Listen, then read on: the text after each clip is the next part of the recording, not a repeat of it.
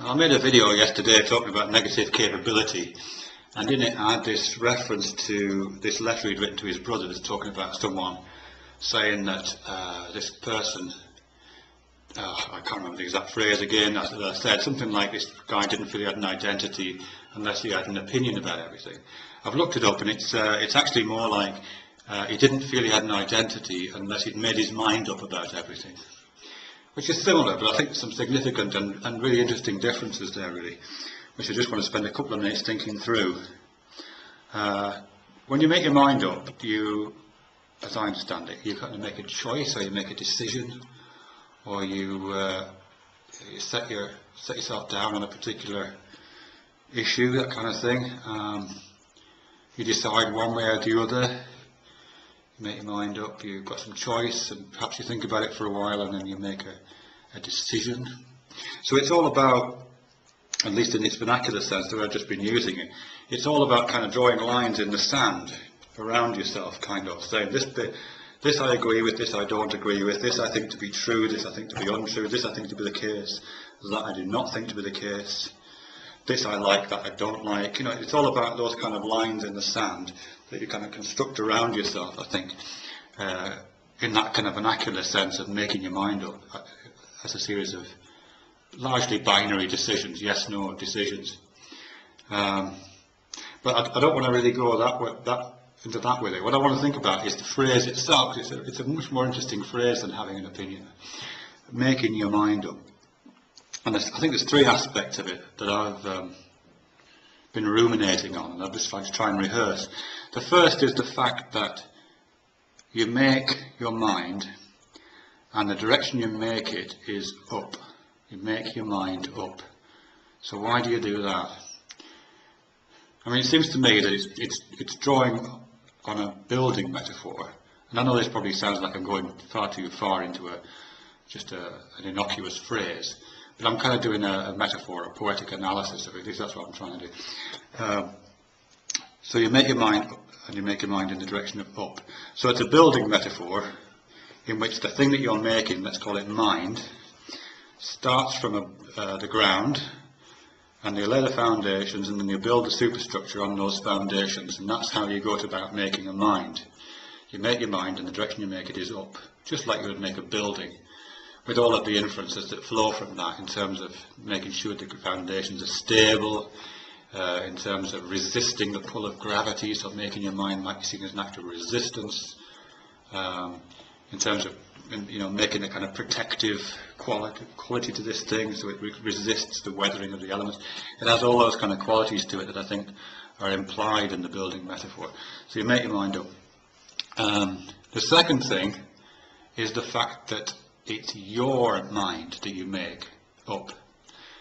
Again, that's a pretty innocuous turn of phrase, but there's a sense of ownership in there, that it's your mind you're making, which should be obvious, but I'm not sure it is obvious really when you unpick it.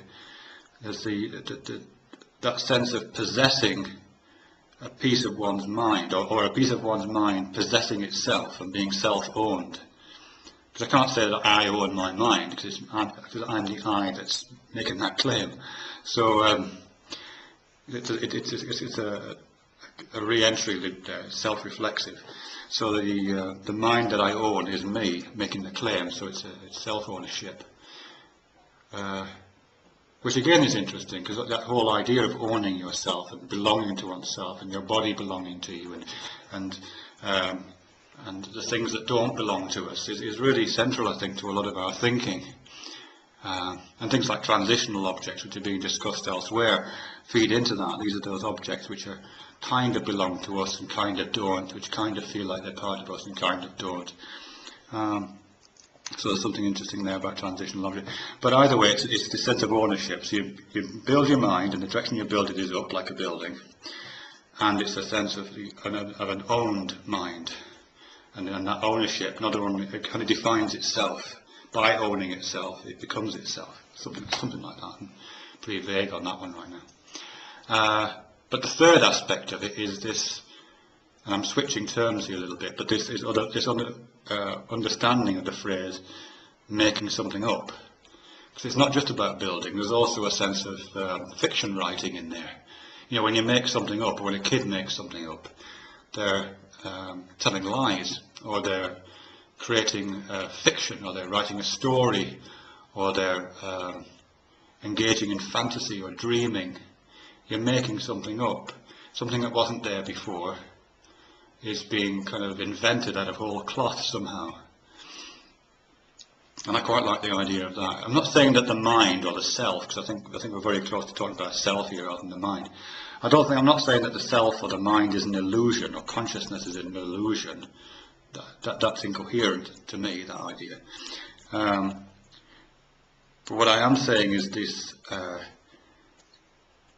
it's a kind of poetic construct, I suppose. It's real as other poetic constructs are, but it's a kind of fiction constructed out of the stuff of mind, involving self-ownership, involving construction, and involving all of the implications of self-ownership and construction, to do with things I mentioned before, to do with resilience and resistance and foundations and all that kind of stuff.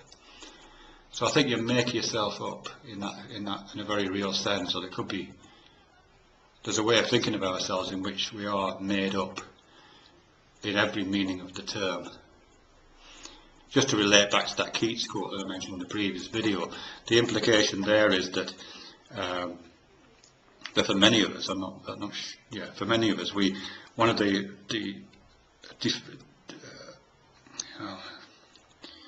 the processes that we have to go through in order to be able to successfully make ourselves up is to draw these lines in the sand, to make decisions about what we like and what we don't like, to be very, very forthright about making those choices early and cementing them in place, and fixing the ground on which we build very, very in a very, very regimented way, and patrolling those boundaries.